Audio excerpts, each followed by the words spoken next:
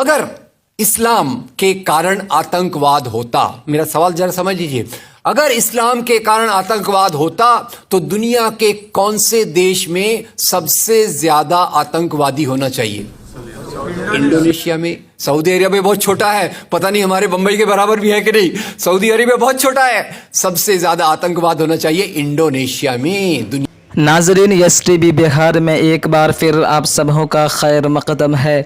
नाजरीन, हालिया दिनों हमारे महान भारत के दारुल हुकूमत हिंदुस्तान का दिल्ली के जंतर मंतर पर RSS के लोगों द्वारा जिस तरह नफरत अंगेज नारेबाजी हुई है और हर आए दिन भारत के किसी न किसी कोने से मॉब लिंचिंग की खबर आती रहती है और जिस तरह से एक ख़ास कम्युनिटी के ख़िलाफ़ नारेबाजी हो रही है और भाजपा हुकूमत ऐसे लोगों को लगाम लगाने में नाकाम नज़र आ रही है। जब से भाजपा की सरकार आई है तब से मॉब लिंचिंग और मुसलमानों के ख़िलाफ़ नारेबाजी खुले आम हो रहे हैं। नाजरीन, जो इस्लाम को और इस्लाम के मानने वालों को नफ़रत की निगाह से देख रहे हैं और मुसलमान को बेबुनियाद जिहादी बताकर कत्ल आम की धमकी देने की बात करते हैं, ऐसे लोगों के लिए यह वीडियो उनके मुंह पर ज़ोरदार तमाचा है। इस्लाम तो अमन शांति का मज़हब है, इस्लाम दुनिया को अमन का पैगाम देता है। ये वीडियो ऐसे लोगों के लिए ज़ोरदार तमाचा है जो मज़हब इस्लाम को जिहादियों और आतंकियों से जोड़ता है। नाजरीन, वीडियो को बगैर स्किप किए हुए देखिए। जो लोग हमारे चैनल पर नए हैं, चैनल को सब्सक्राइब करना ना भूलें और बेल के बटन को दबाकर आल पर प्रेस कर दें। बने रहिए वीडियो में, फिर मिलते हैं अगले वीडियो में। शुक्रिया।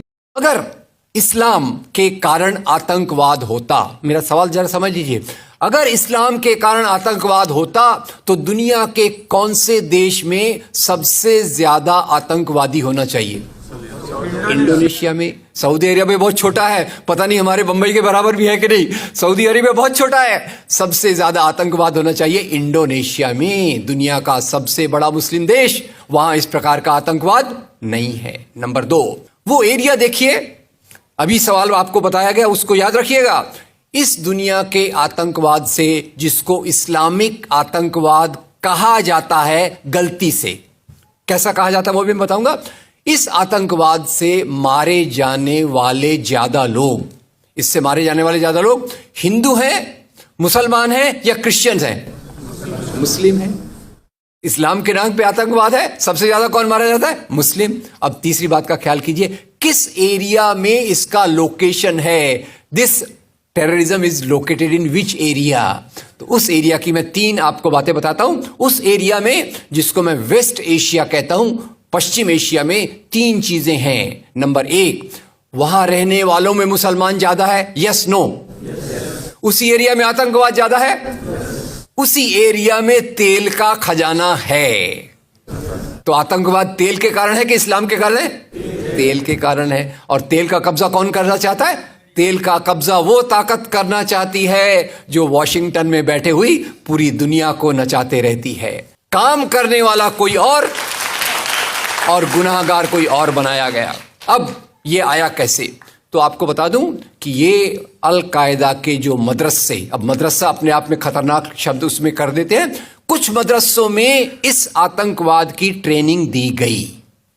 इस्लाम के कारण गलत। ये जो मदरसों में आतंकवाद की ट्रेनिंग दी गई, उसके पीछे भी जो हाथ था, 2 चीजों का था। सबसे बड़ा हाथ था अमेरिका का। अमेरिका ने $8,000 मिलियन, 7,000 टन हथियार दिए अल कायदा को। उनका ब्रेन वॉश किया गया।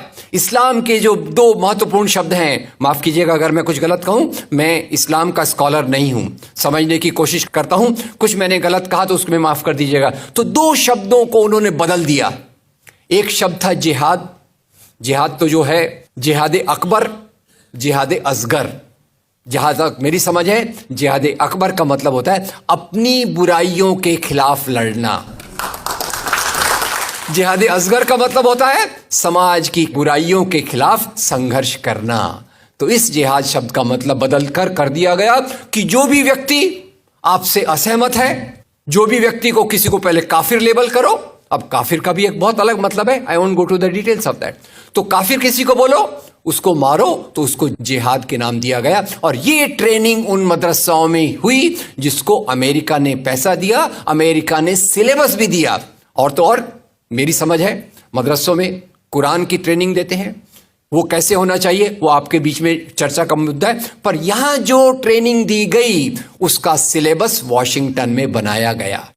और खैर ये क्यों बनाया गया उसके पीछे मैं पहले बहुत कोशिश करके मेहनत करके लोगों को बोलता था ये अलकायदा इसके लिए बनाया गया। बाद में मेरे हाथ में एक बहुत अच्छी चीज आई। अब यूट्यूब में कई चीजें बहुत अच्छी हैं, कई चीजें खराब हैं। यूट्यूब के कारण हमारे कई नौजवान भटक भी रहे हैं, पर यूट्यूब की कुछ अच्छी चीजें आपको बताता हूं। यूट्यूब में आप सर्च कीजिएगा 3 शब्दों को, हिलरी क्लिंटन अलकायदा अमेरिका, उसमें आपको 4.5 मिनट का एक वीडियो मिलेगा जिसमें हिलरी क्लिंटन बताती है, मैं नहीं कह रहा, हिलरी क्लिंटन कहती है कि हमको रशियंस के खिलाफ लड़ना था, हमारी फौजें जो वियतनाम से एकदम डिमोरलाइज होकर आई थी वो तैयार नहीं थी, तो इन एशिया के मुसलमानों के नौजवानों के कंधे पर रखकर हमने अपनी बंदूक चलाई, हमने अलकायदा खड़ा किया, हमारा काम हो गया, हम अपने हाथ धो लिए और हम अपने वापस आ गए। तो यानी हमने कैंसर के बीज डाल दिए, हम तो अपने देश में सुरक्षित हैं, उसका जो नतीजा भुगतना हो वो एशिया के लोग भुगते, वेस्ट एशिया के लोग भुगते। और उसी के साथ 9/11 के बाद उसी के साथ अमेरिकन मीडिया ने एक सबसे खराब काम किया, the most anti human act in the history of Mankind. मैं पूरी जिम्मेदारी से ये शब्द कह रहा हूं। क्या किया था अमेरिकन मीडिया ने? अमेरिकन मीडिया ने धर्म को आतंकवाद से जोड़ दिया। मजहब जो मोहब्बत सिखाता है, मजहब जो इंसान को इंसान बनना सिखाता है, उस मजहब के साथ इन्होंने आतंकवाद को जोड़ दिया और एक शब्द बनाया पहली बार, इस्लामिक टेररिज्म। याद रखिए, दुनिया में आतंकवाद पहले भी हुआ है। याद रखिए आयरिश रिपब्लिकन आर्मी, याद रखिए खालिस्तान, याद रखिए नाथुराम गोडसे, याद रखिए इंदिरा गांधी का हत्यारा, याद रखिए राजीव गांधी का हत्यारा। आतंकवाद पहले भी हुए हैं, पर कभी भी मजहब को आतंकवाद के साथ नहीं जोड़ा गया। तो मैं मानता हूं अमेरिकन मीडिया ने अगर सबसे गंदा, सबसे एंटी ह्यूमन काम किया है तो इस जुमले का बनाना जिसको कहते हैं इस्लामिक टेररिज्म। अब इसके पीछे इस्लाम का कोई हाथ नहीं। जिहाद शब्द का मतलब बदल दिया गया और काफिर शब्द का मतलब बदल दिया गया। यहां से ब्रेन वॉश की एक प्रोसेस चालू हुई और इसी को मैं कहता हूं, ये प्रोसेस जो चालू की, ये प्रक्रिया एक कैंसर होती है। मेरा थोड़ा मेडिकल बैकग्राउंड है, मैं जानता हूं कैंसर शुरुआत में होता है, आपने ट्रीट कर लिया तो ठीक है, जब वो फाइनल स्टेज में जाता है तो पूरी दुनिया की बर्बादी करने पे तुल जाता है। और वही बात अलकायदा के साथ हुई। अलकायदा के बाद मामला वहीं खत्म नहीं होता। तेल की प्यास, तेल की भूख बहुत बड़ी है। आप जानते हैं भारत 200 साल तक गुलाम रहा इंग्लैंड का। काय के लिए गुलाम था? क्योंकि उनको यहां का कच्चा माल लूट कर ले जाना था। After colonialism there is imperialism, और ये इंपीरियलिज्म चाहता है दुनिया के रॉ मटेरियल्स, दुनिया के रिसोर्सेस को लूटकर अपनी समृद्धि को, अपनी प्रॉस्पेरिटी को बढ़ाया जाए। और उसी के चलते उन्होंने एक और काम किया और वो काम था इराक पे हमला। अभी ब्रेक्सिट, अभी वो कौन सी रिपोर्ट आई है, मैं नाम भूल गया उसका, जिसमें ब्रिटेन के प्रधानमंत्री जो थे उनको एक गिल्टी करार हो रहा है। वो रिपोर्ट में पहले उन्होंने तय कर लिया कि हमको इराक पे हमला करना है, बाद में आर्ग्यूमेंट ढूंढते रहे कि भाई कौन सी बात पे हम इराक पे हमला करें। तो बोले अरे इराक के पास तो वेपन्स ऑफ मास डिस्ट्रक्शन है।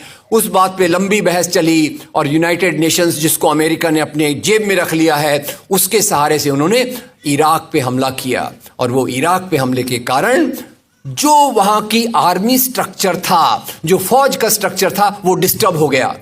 एक तरफ से वो डिस्टर्ब हो गया, दूसरी तरफ से अलकायदा की आइडियोलॉजी आई और इन दोनों को मिलाकर ISIS बना। काम है इस्लाम का नाम, इस्लाम के नाम पर जो काम हो रहा है वो वास्तव में it is a design of imperialist powers to control on the oil resources of the world. इससे गंदी बात दुनिया में कोई नहीं हो सकती कि मजहब के नाम पर एक पॉलिटिक्स, मजहब के नाम पे आर्थिक समस्याओं को अमेरिका हल करने की कोशिश